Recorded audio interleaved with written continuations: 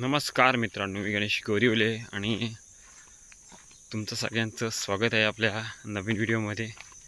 खूप दिवसानंतर एक व्हिडिओ केला आहे या शेतीविषयक कामांवर आणि त्या विषयावर.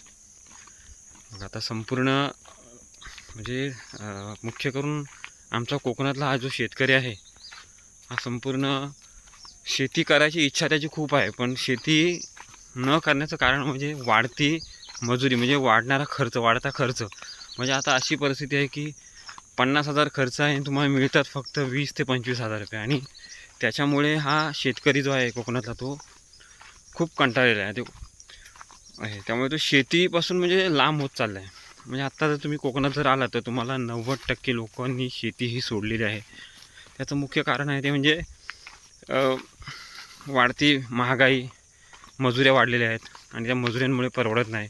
आणि स्पेशली भात शेतीला खूप मेहनत असते. म्हणजे तुम्हाला पेरणीपासून ते संपूर्ण घरात येईपर्यंत मोठी जोखीम असते. आणि त्यामुळे हा स्पेशली कोकणातला माणूस हा ह्या शेतीला कंटाळला आहे.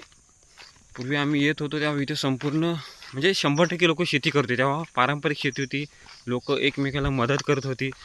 पण आता असं झालेलं आहे की शेती म्हणजे जो ज्याच्याकडे पैसे आहेत तो आपली शेती फक्त फॉर्मॅलिटी म्हणून करतात. शेती म्हणजे फक्त करायची म्हणून, त्याच्यातून काहीतरी इन्कम मिळणार आहे म्हणून कोण शेती करत नाही.